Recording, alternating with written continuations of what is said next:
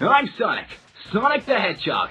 For years, I've been working alongside my friends to defeat the evil Dr. Eggman. Egghead has never stood a chance against us, though, as Goku and I have cracked the egg more times than I can count. We've had our problems, though, like that crazy water slug monster, Chaos Piccolo. Ted Slum has taken over the world. Though with the power of the Chaos Emeralds and the Goku's new Super Monkey form, we were able to mop the floor of that water monster for good. Things weren't over yet, though, as our training with Kami, the military mistook me for this black hedgehog named Shadow. I chased the figure all over the world to take him down, though in the end, turned out not to be such a bad guy after all. He even sacrificed himself to save the planet with the Chaos Emeralds. Now he's missing, along with the Emeralds. And now our Master Emerald can't even find him. This is why Tails, Amy, and I have been exploring the planet, trying to track them down and get those Chaos Emeralds to bring our friend back. I'm not saying sayonara to you yet, Shadow. And we're gonna find you and bring you home.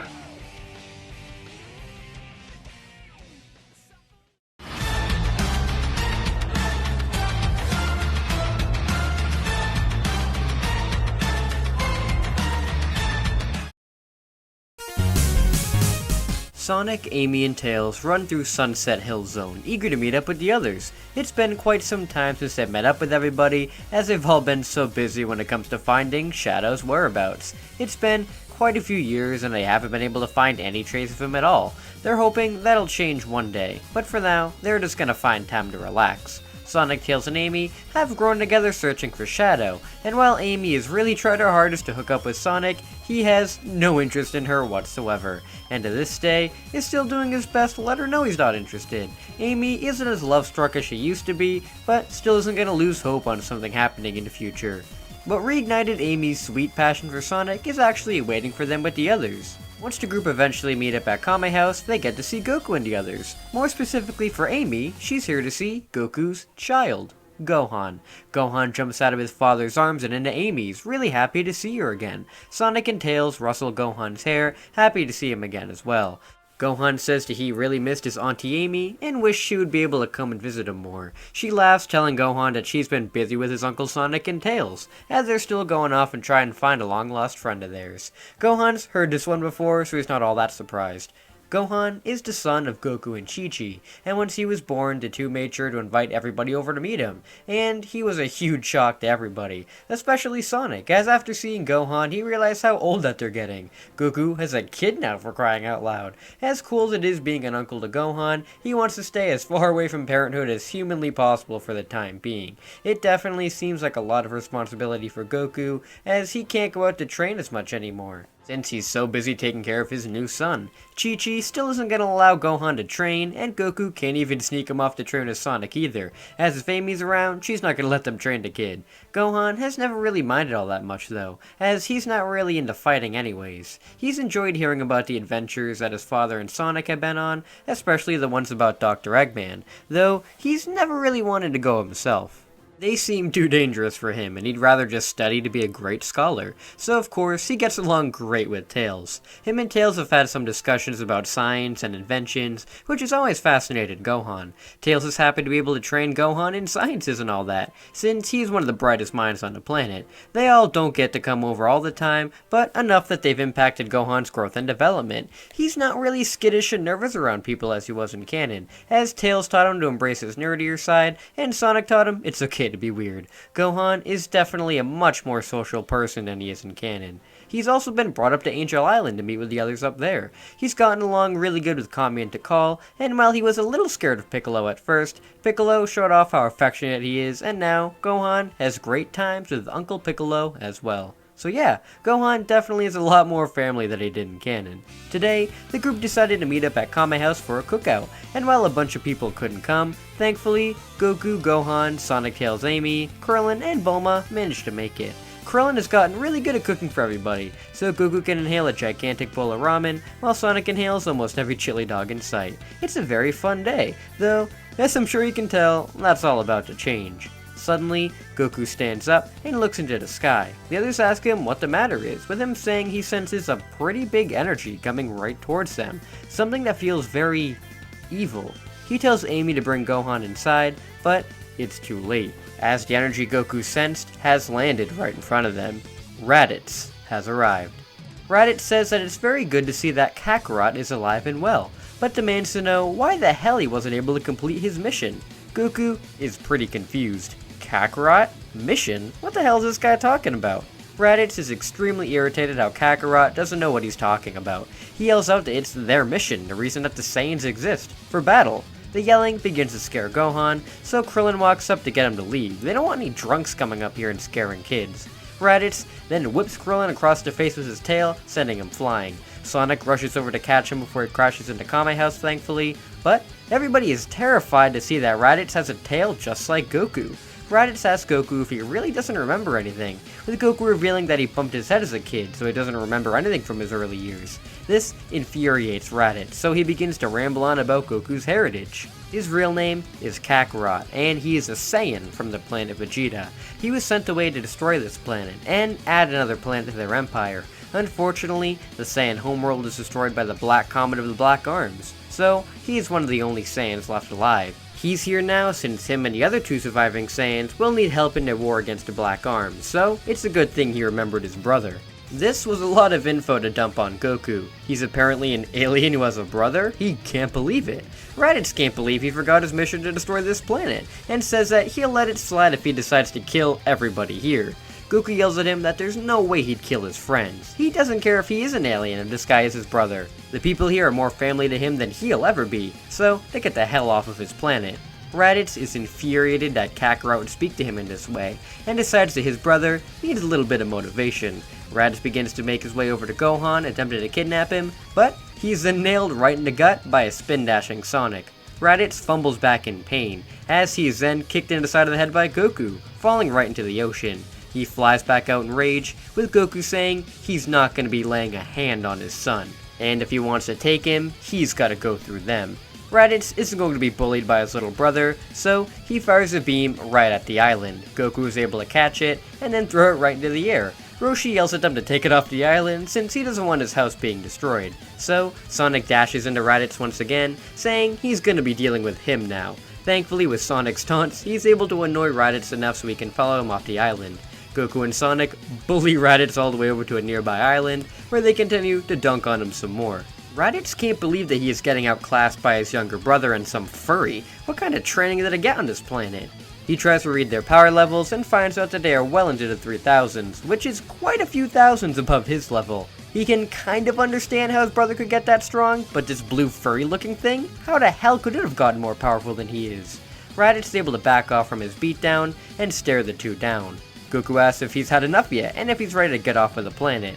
Raditz says he hasn't even shown off what he can do yet, and they're going to pay for humiliating him. Raditz reaches into his pocket to pull out a Saiyan vial. He crushes it in his hand and explodes in energy. Laser! Raditz bursts out at super speed, nailing Sonic right in the gut and sending him flying away. Raditz then launches towards Goku, rushing all around him and delivering strikes at amazing speeds that he is unable to block. Goku is sent right into the ground as Raditz reverts back to normal. Goku sits up groggy, asking, "What was that?" Raditz laughs, saying, "They're not so cocky anymore, are they?" That was called a Wisp form. Through the Saiyans' invasions on other planets, they conquered the planet Wisp and extracted the inhabitants' Hyper Gohan energy to use as their own, and get a ridiculous increase in power. Goku is disgusted that they basically took over an entire race and used their powers as their own. He's not going to let them get away with that. He goes to attack Raditz once again, though Raditz activates the Spike Wisp power to block Goku's punch. Spikes shoot out of Raditz's body, impaling Goku's hand. Raditz kicks his brother away as Sonic rushes back in to attack, though he's not used to dealing with somebody with spikes like him, and Raditz's hurt a lot more. Raditz shoots a double Sunday spike ball at Sonic, which he's thankfully able to dodge. He is still faster than Raditz and can dodge his attacks, though once Raditz transforms back into his laser form, he is able to easily catch back up with Sonic, disorient him, and go back into his spike form to hit him extremely hard.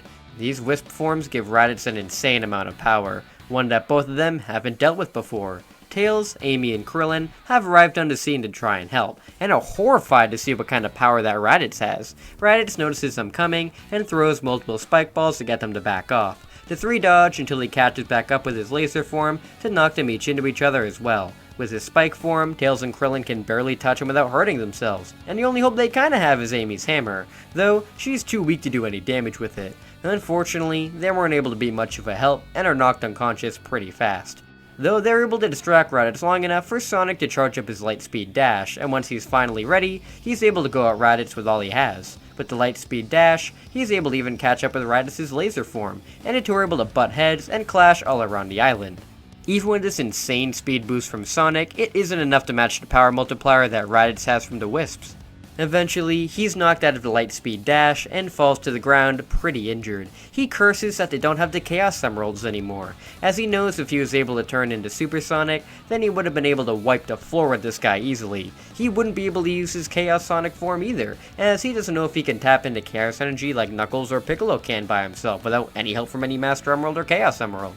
Goku is still in this fight though, and tries his hardest to get Raditz away from his friends. He isn't a match for Raditz's spike form at all, and fares terribly against it just like everybody else. Eventually, Raditz stands before Goku, telling him he's a failure towards the entire Saiyan race. He doesn't care if he's his brother. He's going to end his life and his friends' lives right here and now. Raditz begins to push a spike ball right into Goku's chest, with him yelling out in pain. Raditz laughs as Goku finally has enough. He explodes in energy, pushing Raditz right off of him. Raditz flies back, wondering what the hell is this. He transforms into his laser form to rush right back in, though he is punched away and back to normal. He sits up confused. What the hell is happening?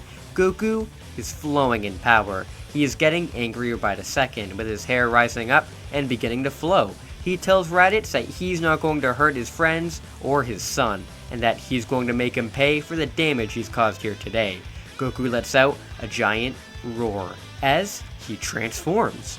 Raditz looks on in fear as he realizes what this is. This kind of energy. It's like Kakarot is transforming into a great ape, but without actually transforming? What is this? Goku opens his eyes, revealing their new yellow color. Goku has allowed himself to unleash the power of the Great Ape without a full moon, and without becoming a Great Ape itself. He has allowed himself to achieve the Akari transformation. Akari Goku rushes Raditz as he transforms back into his spike form. Goku and Raditz clash, with Goku powering through the spikes all around his brother, breaking them with his fists alone. Raditz yells out in pain as he fires multiple spike balls at his brother to get him to back off. Goku unleashes a mouth beam to destroy all of them coming at him. Raditz realizes that with the power of the Akari form, he is screwed, so transforms into laser form to get away, though Sonic manages to successfully speed up in front of him and spin dashes him back towards Goku.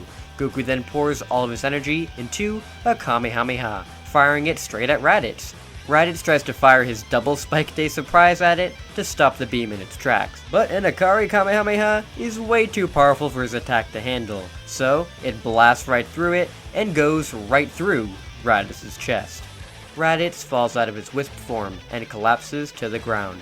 Goku lands in front of his brother, telling him he didn't want it to come to this, but he's left him no choice. He's not going to let anybody else kill his friends. Raditz coughs up blood, saying that it's not the end yet. His scouter has been transmitting the entire time, and he believes that in 1 year's time, his partners, Vegeta and Nappa, will come to this planet to get revenge, and they are light years more powerful than he is. Goku flinches after hearing this, as Saiyan's even stronger than him. If they can be that powerful and have wisp powers like him, that could be a lot of trouble.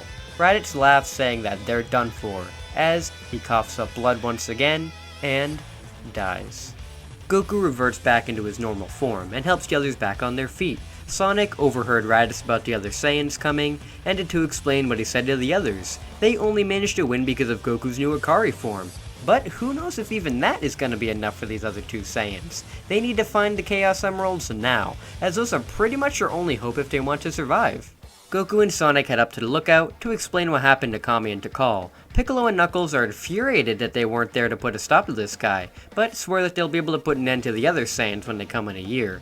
Kami says that with their Chaos forms, they may be able to, but they don't know much about the Wisp energy that Raditz used, or if there are other abilities the Wisps can give besides Laser and Spike. If these other two Saiyans have even greater forms than that, then they're all going to be in trouble. They need more ways of getting stronger. The Master Emerald could help, but that needs to stay on Angel Island, and is too risky to rely on if the Saiyans can take it for themselves. He thinks there is another way though. Up in the other world, there is a god who may be able to train them in another power.